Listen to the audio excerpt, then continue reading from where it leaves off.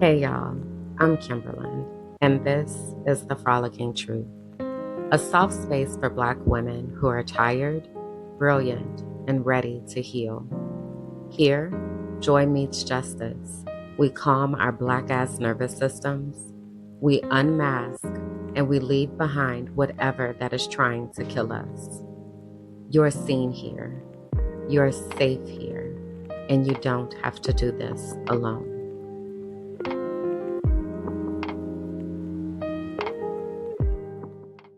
Hey, y'all, come on in, find a comfortable spot and take a seat. I'm grateful to have you here with me for episode 10 of the Frolicking Truth podcast for Black women who are tired, brilliant, and ready to heal, where joy meets justice and nervous systems get free. It is okay if you do not identify with any of those descriptors, you are still welcome here, okay? I just ask that you come in a spirit to learn, support, and listen. Right off at the top, I'm gonna ask y'all to go ahead and like the video, okay? Just go ahead and like it. I know you ain't heard me say nothing yet, but that's all right. Just go ahead and like it, all right? Because that helps the algorithm. It's a free way to show support.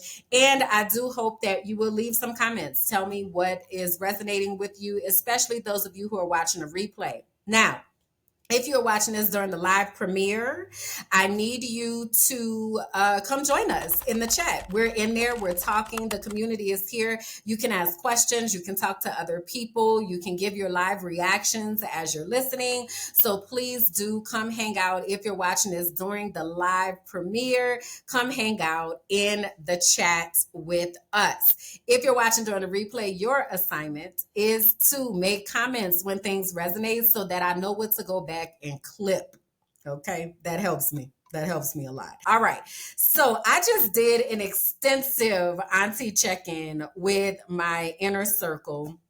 Those are the folks that are on the VIP list, the folks that are part of my Patreon. We just had a whole situation before this that I was telling them about my day and my morning routine and all of that. So I'm not going to get back into that. I might release a couple clips so that y'all can get a little taste.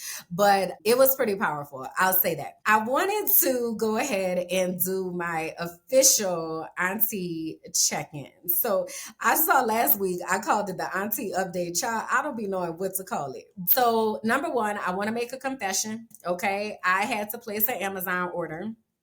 And in that Amazon order, I had to get me some incense, y'all, and some hair products. Okay. I used my last little corner of Donna's recipe that I had, and I had to get me some more. All right. Because I haven't yet figured out how I'm going to make my own products, but I did buy some Castile soap that I'm going to use to start my experimentation. Y'all think about me over here as like mad scientist. Okay. Like I'm over here thinking about all kinds of concoctions and things to be able to make because I want to know what's in my stuff. Like I'm at that point that I need to know what's in this and where this come from. The other day I was eating some tilapia and I was like, man, I wish that I knew how to fish and that I knew where to go to fish because I want my fish to come straight from the water. Like I want to see where it was at. Even though I don't really want to do the scaling process. Like I've only been fishing one time in my life. Just another confession. I did catch a lot of things, but I didn't put nothing on no hook and I didn't take nothing off no hook. I was just like, I put it out there and then I was like, yay! And then I was like, what I do with it now? But yeah, that's the only time I've ever fished in my life. But I'm at a place right now where I'm really like very trying to be much more intentional about what I put in my body and on my body. I know it's a comment talking about tilapia isn't real. I know. But right now I have to do it until I'm able to have my own fish farm. Okay, it's a gradual process over here. So, but anyway, here what it's called is mohara is what the fish is called actually, but they liken it to tilapia. But anyway, I need to know where my things is coming from. All right, is my point. Get out, hey, get off of me. They in the comments, relax. Okay. relax. I am just trying to like make different things, and I'm like infusing oils, and I want to do like whipped body butters and like all of that. I'm ready to be in the lab is what I'm saying. I'm ready to be in the lab. So I know you can probably make it in your kitchen. I know. I that's the plan. That is the plan. If y'all think about, so oh my God, my brain is in so many different directions. So y'all may or may not know, I used to have a talk show for 6 years on a platform called Beautiful Brown Girls. And one of my shows was called Brown Girl Boss. And on Brown Girl Boss, I used to interview brown women, black and brown women across the US, but also abroad sometimes, and just highlight what they did. And I had a chance to interview Melissa Butler from the Lip Bar. There was another lady, oh my God, I can't remember her name right now. Jesus. She has whipped body butters. I want to say her name is Layla, but I can't remember. But anyway, the common theme that they had is that it started in their kitchen. Melissa Butler, when she started making her first lipsticks with the Lip Bar, she started in her kitchen. Hold on. What is the name of these products? Here it is. Black girl, long hair. What is this lady's name? What is her name? I knew I was gonna find it. Thank you, Christian. Christian is my brain person, my memory brain person. So he helps me to remember the things. Her name is Layla. I knew I wasn't crazy. Let me put some respect on my brain, people. But anyway, the name of her products, it was Black Girl Long Hair Marketplace, and she had Whip Body Butters. So she also started in her kitchen. So that's kind of what I'm on right now. Is I really feel like I'm about to start making different products. And it started with my hair. So I had washed my hair last night. Also, y'all, my hair's name is Raina. Raina as in queen. Okay. I don't know how that goes either. I don't know which fingers it is. I am so old and out of touch. Oh my God. Somebody young help me. Anyway, I washed my hair last night and I used the last little corner of Donna's recipe. So then I was like, I need to re up. I need to go ahead and get in the lab and make some things. So that's why I made the Amazon order, bringing it all full circle. Okay. And also I will say that there is nothing wrong. I don't believe there is anything wrong with patronizing a business for your basic needs, right? Which were that was the rules that was given out with the boycott, right? If you still got to go to Walmart to get your basic needs, even though I don't know why Walmart is a place that was chosen, because but the same way Amazon. I believe that if you are using it in order to further things, like you're getting raw materials or you're getting something that you otherwise is a necessity that you don't have access to, and you are using that as a way to be able to get it, I don't think there's anything wrong with that. I think that what we need to cut down on is the frivolous shit and just buying stuff and getting addicted to Prime and like having stuff show up the next day and 24-hour inconvenience and like all of that. I think we need to release ourselves from that. Okay. But I don't want y'all to think that I'm condemning you if you're using any of it. It really, for me, is about divesting from capitalism. And I'll talk about that in a little bit later. All right. So I just want to put that in. But anyway, I was dancing the other day and blowing bubbles because my morning routine very much like gets me gradually like up and going. So by the time I sit down and I got my tea and I'm like ready to open the curtains and let the day in and all of that, I have a little playlist. So right now the song that I've been listening to is Chuck Mangione, Feels So Good. I don't know if y'all know that song, but it's a jazz track. And man, it be getting me going. So the other day I was dancing to that, and then I was dancing to Mr. Magic by Grover Washington. Now, I don't know if y'all know this song, because this is a line dance that we used to do in New Orleans and probably still do. We call it the bus stop. We learned it in PE and everything. After the Chuck Mangione song, the Mr. Magic song came on, so I was dancing. And then I was like, let me go out here and blow some bubbles. So then I graced the people with some bubbles and just a nice little opportunity to laugh and smile and all of that. But it made me feels so peaceful, because when you blow bubbles, you have to breathe. Like, you have to breathe in, and you have to have like a concentrated breath. So it's not just right, but you very much have to, and that process makes you slow down. So it helps your nervous system regulate. So I had been meaning to blow bubbles so many days, and I had not done it, and I forgot because it was in my purse. So it was like out of sight, out of mind. So yesterday I made an intentional decision to blow bubbles, and it made me so happy inside. It really does bring me joy. And so I was doing the bus stop, and then I was blowing bubbles, and I was just like, today is a good day. Like, I'm loving this so much. And then the other thing, so from Amazon, I had finally bought myself some clothes that actually fit. The clothes that I have with me are the clothes that I brought with me for the most part when I left the US in 2021. That has been almost 4 years ago. Along the way, I have bought a couple things like from H&M. So like some tank tops, usually the tank tops that I wear, and the jersey shorts that I have. That's kind of like my everyday uniform. And then I had some leggings from Amazon. All of that's too big. Okay. I have gone from a 2X to a medium. And that's wild to me, because how? But also, I am in a place with better food, more access to fresh food, and I'm not stressed the hell out, because retaining all that cortisol is what makes it difficult for us to lose weight. So it really, in essence, is kind of just coming off because I'm not doing too many things. But one of the things I did start doing, y'all seen that squat challenge on the TikToks? What's the song? I don't even know the song that is to right now, but you do 4 squats. Booty work. That's what it is. It'd be like summon and a sun and then a summon and a, let me see your booty work, booty work, booty work, booty work, booty work, booty work, booty work, booty work. And like, then so it's like 4 squats, then you pose for 20, then you do 7 squats.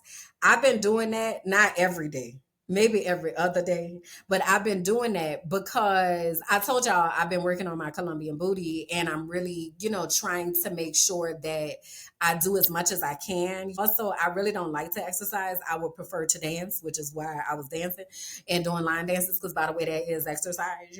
So anyway, y'all know I used to be dancing on the internet in my drawers. I used to be dancing on the internet in my drawers because this was in 2022 when I was in Mexico City. And it was because I like finally had just said, I think I realized what my self talk was looking like and sounded like, and it just wasn't up to par. Like, it just really was very not good and not positive. And I made this decision, and I was like, I'm going to love myself. And you know what else happened? Because I was dancing to the internet, on the internet, to Lizzo. And what she had, that song, It's About Damn Time. So I had really like sat down and listened to the words. She had another song that was called You're Special. That album, I don't know what the name of it was, but that album that she made right after COVID, that was a powerful album. And it was very much like an anthem. And I'm not necessarily a pop girly for real like that, but it was striking a chord in my spirit. So it had got me to dancing on the internet in my drawers.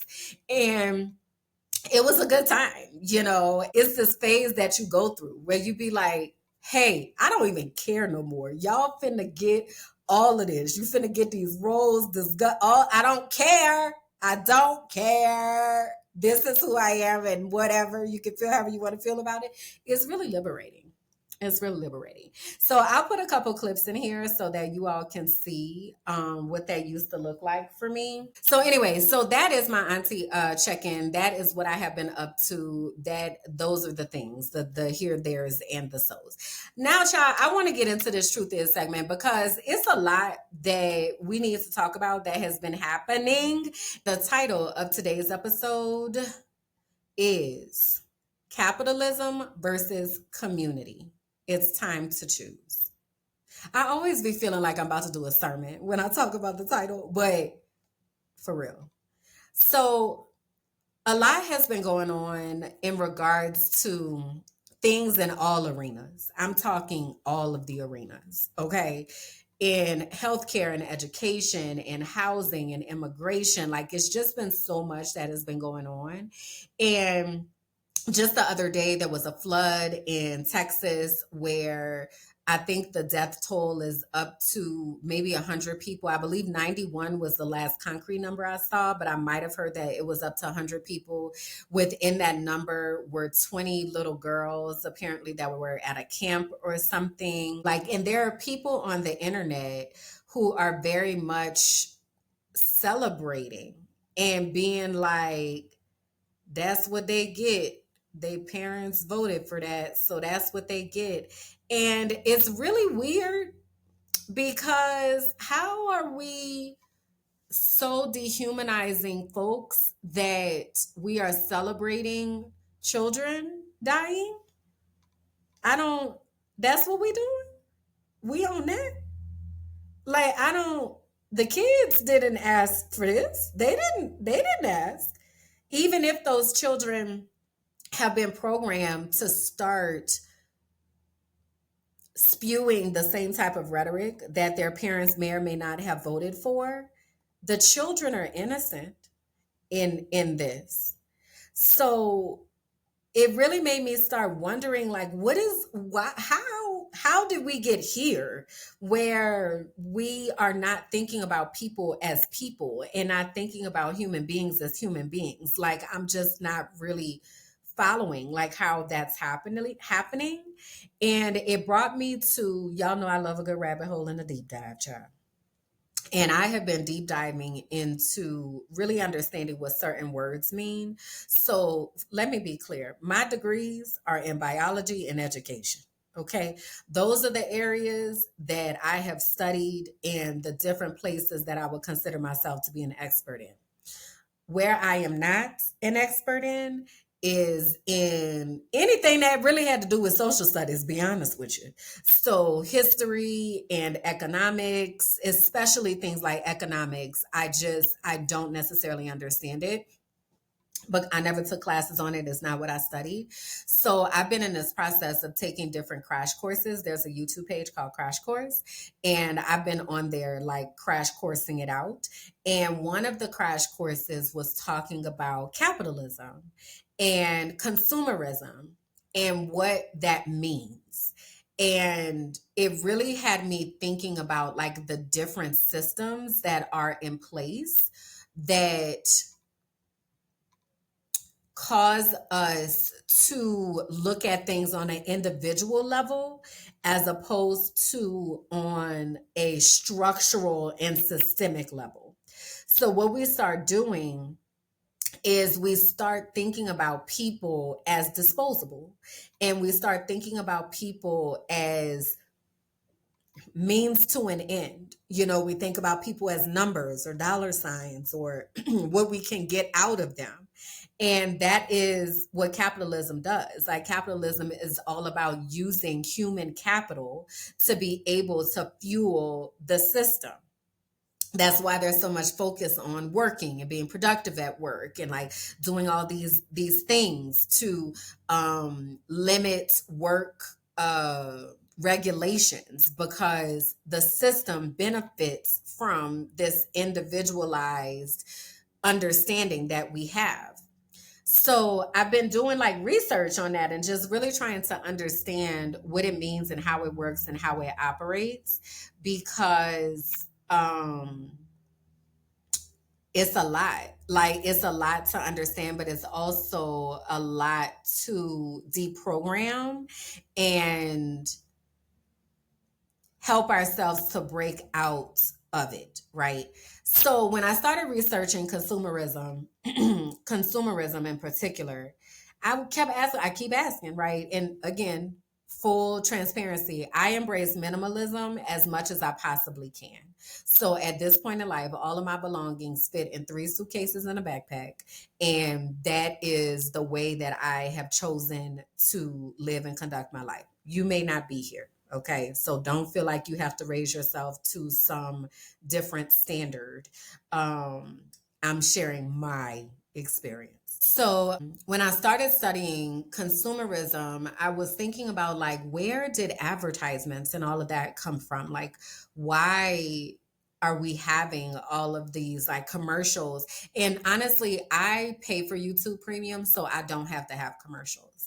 I haven't had a commercial or an ad that I have watched in I don't know how long. And I also can't tell you how much peace that brings me to not have that, because I now know how much like we in the US have been inundated with buy. But anyway, so when I was thinking about consumerism, it really started like in or hyped up and ramped up after World War II. But it started like in the production era. So when the Industrial Revolution happened and production became the way of life, again, the system is now using people to be able to create products for the wealthy class, for the haves. They started making too many products, and then because it was more than people needed to be able to live their lives, and also the people in the factories did not have the means to be able to buy the products that they were making anyway. So what happened was they started dropping the price on those products so that the workers were able to buy the products, and it would tell them that they needed the products because they would tell them they needed the products to be able to achieve this American dream, this idea of having the things that the haves had. So they dropped the price so they can access it, and then told them you need this even though they didn't. So consumerism came about, buying things and never feeling like it's enough, just always needing to have something else. And this is the new shiny thing that you need to get. And this is going to make you be like this person and da da da da. Like that is how that all came about. And it feeds the system of capitalism in that the people who have the capital are the ones who are benefiting, while the working people experience the least amount of benefit as possible. And that system dehumanizes people because it places profits over people, because they don't care. Like, you're replaceable. It doesn't matter. Like, at any point, we can just be like, it's fine. You could go home today. And then next week, they hiring somebody else. Or you die. You done given 20 years to this place. You die. Baby, they got that seat filled in 2 weeks. Okay. Right after they orient somebody, they got somebody in there. So capitalism teaches us to think about people as resources, human resources, human capital. So capitalism does that. And then the partner in that is consumerism, in making us think that we need these things and we need to buy all these things so that we always are, we got a hole in our pocket. We're always giving out money. We're always putting it out, and it's never coming back to us because we don't make enough to really be able to save in the first place. So I was doing all that research and I was just like, oh my God, this is such a lot, because the people I don't think really know and understand what the systems are doing, because again, we get so involved in the microcosm of what is happening right in front of our faces. um and when I say right in front of our faces, I mean like in your immediate vision, your tunnel vision, if you will. We get caught up in that and we miss everything else that is happening around us because we are literally laser focused on those things. So I wanted to also layer that with understanding white supremacy culture on top of that, and racism and how that operates on top of that. So I have this graphic that I want to share. This graphic shows basically how these systems work, but also this is rooted in racism, but this works for any type of system. On the outside of this graphic are the different areas of life that are under government control. These are government systems that are operating. So we have banking, housing, criminal justice, public health, and education. So these are the systems that are operating in everybody's life who is in the public. So what happens is in the middle of this graphic are the ways that we can view the way that these systems work. So this first level is internalized, then interpersonal. So internalized, how does this system work regarding to me? Interpersonal, how does this system work regarding into dealing with other people? Institutional, how does this system work within organizations and institutions? And then systemic is how does this work and is maintained by society. So this particular graphic is based on racism and how racism works. So when we think about internalized racism, and the way that racism on top of capitalism, on top of consumerism, adds this special flavor to it.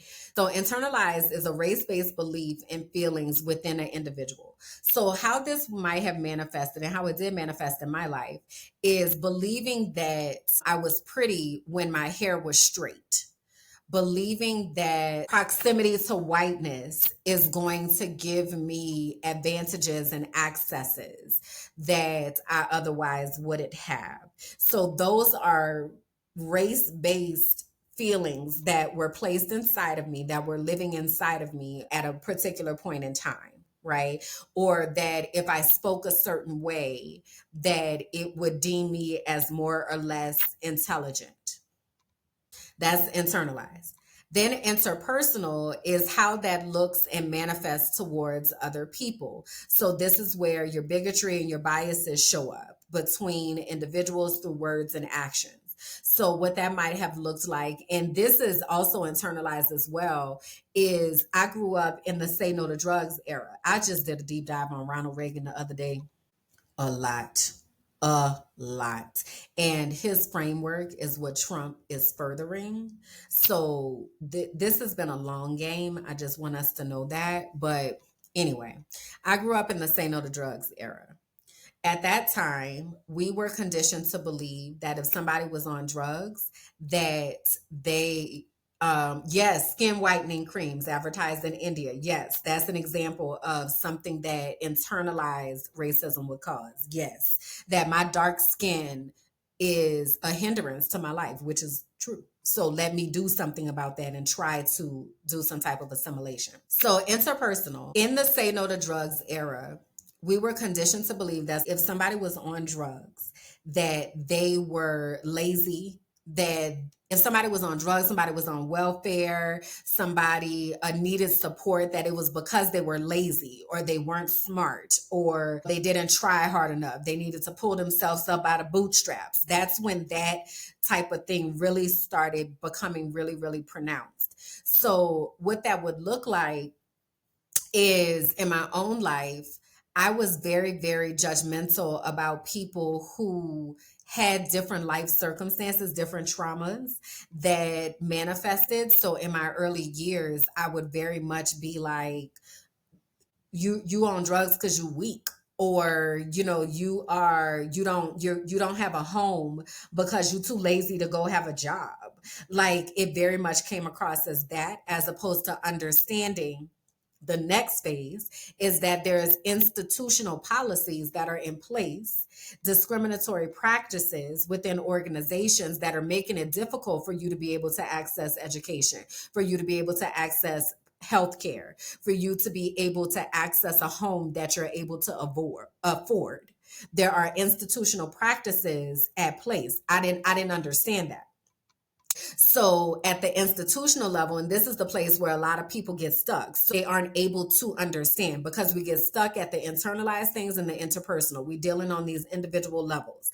But above that is this institutional practice that is making sure that these things happen, redlining and only giving loans to certain type of people, and the school to prison pipeline of students that have discipline records often wind up in the criminal justice system. In education, the way that discipline is dealt with and turning schools into many correctional facilities as opposed to centers for students to learn and be creative. And then with that institution, there's the systemic part of that, which is maintained by society. So because of all of this, now society has moved in a way to accept this as the norm. For example, they just came out with different color band-aids a few years ago and different color crayons a few years ago that mirrored all the myriad of different skin tones that are available in this world, as opposed to calling this peach color nude or flesh tone. That is only flesh tone for a certain amount of people. But growing up, we didn't have different colored band-aids. I didn't even know that band-aids was supposed to be flesh tone until just recently. I just thought that was the color of band-aids because they were plastic.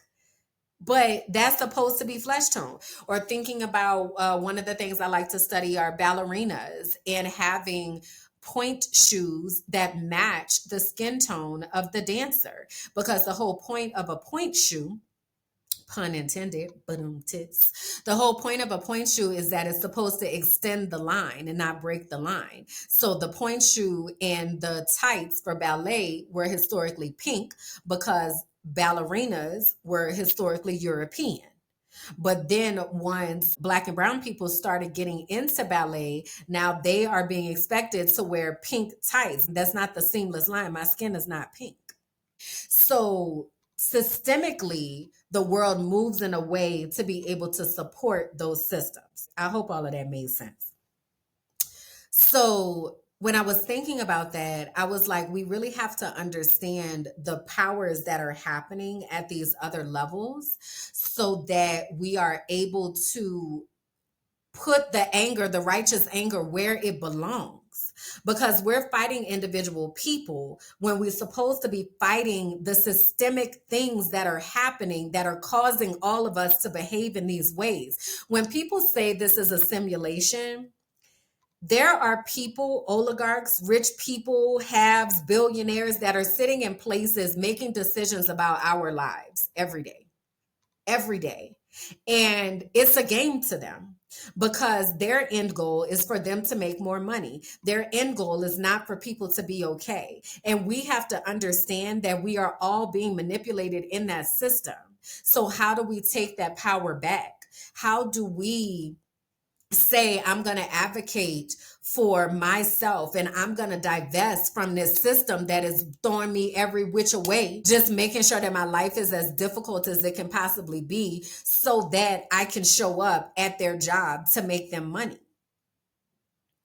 So I had mentioned the boycott earlier, and the thing with the boycott for me is I understand that boycotts are used to teach people how to take action because many people are not understanding what is happening. And again, it's not necessarily because they don't want to, it is because they are stuck in survival mode. And that is all that they really have capacity to even worry about is their day to day because they can't afford life. And then if they have kids, they have to be being responsible parents. And like, it's a lot. Life is a lot, right? So they depend on keeping us busy down here so that we're not looking at the things that are happening institutionally and structurally and systemically. So a boycott gets people to pause and think about their action. So with the Target boycott, it has been really successful in mobilizing people and also creating impact with the organization. I'm pinning that right there because I'm going to get back to that. But I think the other thing that we really have to be thinking about is the strategy. And that's the part that I don't feel is really coming across is the strategy and end goal. So for me, boycotting is about boycotting capitalism. I'm boycotting frivolous spending. I don't really and mind you, if I was in the States, I wouldn't be going to Target, right? I'm not the type of person who's crossing the picket lines, even though there are a lot of Black businesses that are in Target that have been very much destroyed by this boycott and will probably never have shelf space in a major retailer again, which is a whole nother thing. But because I'm not pro Target, I am pro critical thinking. Critical thinking is the piece in this that we're missing because we're just looking at things on this individual level. So boycotts, I understand, get people to take individual collective action. But we have to have a strategy and an end goal with that. And the end goal should be to divest from capitalism. It should be to divest from consumerism. It should be teaching us how to be self-sustainable. teaching us how to release this lie of an American dream and actually think about what we really need to have that peace that I was talking about earlier. So there are a lot of moving pieces that go to it. And I think it's just really important to consider it all because it is all working together to our detriment.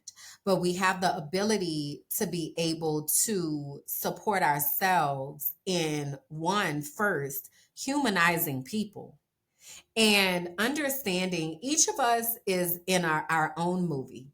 Every single person is in their own movie, and every single person has things going on in their own movie that is consuming their brain space, whether they say it out loud or not. So, being able to have empathy for people, I think, is incredibly important because, again, I go back to what happened to them, not what's wrong with them. A part of the deconstructive work that we can be doing is thinking about what empathy looks like for us and how can I, at this individual level where I often am interacting with people, how can I show up in a way that is going to support others as opposed to furthering the harmful institutionalized and systemic things that are happening? How can I pause to think about, even if at the end of the day, I say that's not somebody that I want to interact with, can I still honor their human journey and appreciate that they did not come to this earth to be evil and that they may be evil because of their circumstances? Because of the parents that they were dealt, because of the schools that they went to, because of the movies that they watched. Like, this is another crash course I've been taking is on film and media, because we got to understand that that's propaganda. And what's so interesting is we were taught when we were in school that places like Russia and China were places that were using movies for propaganda. Meanwhile, we had movies like Gone with the Wind or books like Huckleberry Finn that made it very clear the way that people were viewing us. And it is all propaganda. I was telling Kalanda on So You Don't Put Syrup on Your Grilled Cheese this week that every war movie that is made has to be run through the government. I didn't know that.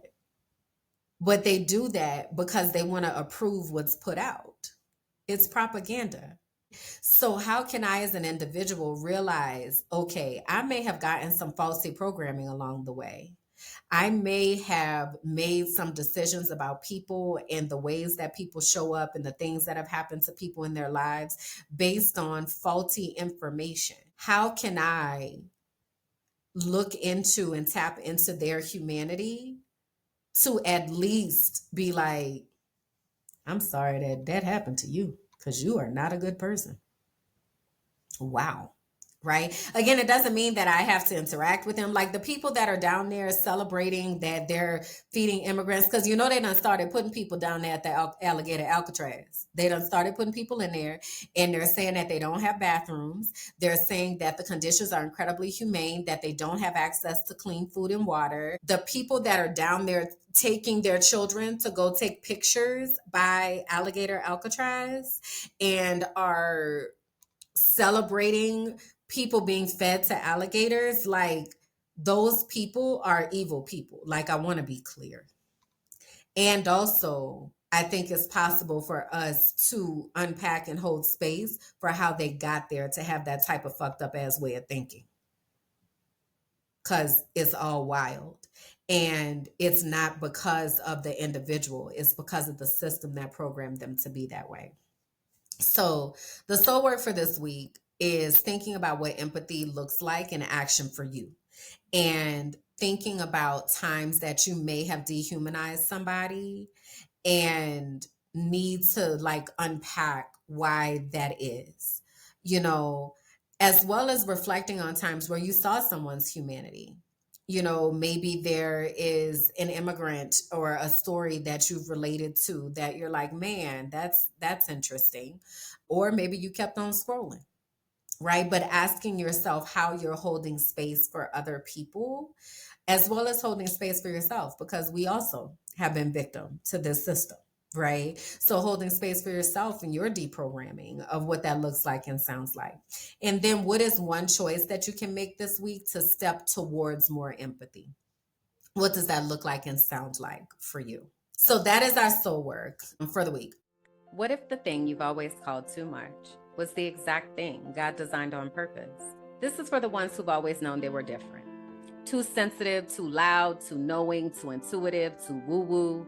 But what if your sensitivity is actually your superpower? What if your intuition was your inheritance? Discover Your Destiny is a 10-week sacred journey back to yourself. We explore the design of your soul, your spiritual gifts, and the unique way that God speaks to you. This isn't church. It's not a rule book. It's not a performance. It's the moment you stop chasing approval and start walking in divine alignment. You'll gain clarity, language, and confidence around who you are and what you are here on the earth to do. You'll learn the real voice of God. And if you feel called to go on to become a certified intuitive melanated life coach, this is where that path begins. There are 2 ways to enter this sacred container: the Destiny track, full investments and coaching experience, or the Divine Exchange track, where internship meets soul work. You'll support podcasting, content creation, or brand development behind the scenes while learning how your unique gifts benefit the collective. Your knowing isn't a flaw, it's the fingerprint of God. This is your invitation, and I hope that you'll answer.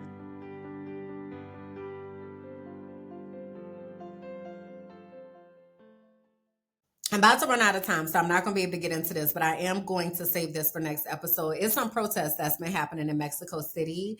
And I want to talk about next time about, for those of you who are looking to immigrate to another country, of how to do that ethically, because there's a lot of impact that happens when people immigrate to a place. And many people are immigrating into Mexico and treating it like a little America, and they're going with this colonizing attitude. So next episode, I will uplift that of what's happening in Mexico City and the impacts of gentrification and all of that. So having said that, y'all, thank y'all.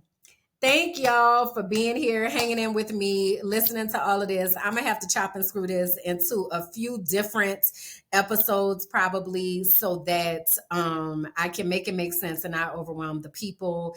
This week during the premiere, we are going to have the Healing Circle directly after this. So please do go to tinyurl.com/Black Women Healing Circle to register for the Healing Circle. And that way you will be able to get connected to me, to the community, be able to get some strategies for how to stabilize your nervous system, give yourself the peace that you deserve so that you are able to operate from the place of your upper brain. Again, that is happening directly after this. Okay. The other thing that I wanted to share is, again, an invitation into the inner circle. And the inner circle is the Patreon. That is a place that you are able to come and get understanding, be seen, be heard, have access. I mentioned earlier, I may do a special like plant medicine course or something to be able to support people. So the inner circle is $5 a month. It is very much appreciated if you choose to join me there. It is a place for you to be able to reflect and grow and connect. All right. So thank y'all again for being here. Let me leave you with our closing quote. And today's quote is by Bell Hooks. And it says, "The function of love is to make justice real." So I want to remind us that choosing humanity over consumption is radical, it's revolutionary, and it's rooted in love. So I challenge you to go and see people and see what their life movie looks like and practice using that empathy. Again, if you are watching the replay, please let me know in the comments what resonated with you. If you are here during the live, I love you so much. I appreciate you so much. Y'all are the best. I'll see y'all next week. All right. Bye. Thank you for listening to The Frolicking Truth, where joy meets justice and our nervous systems get free. Please be sure to like, rate, and comment. Subscribe to the YouTube page, Minding My Black Ass Business, and follow me on all social platforms. Until next time, bye.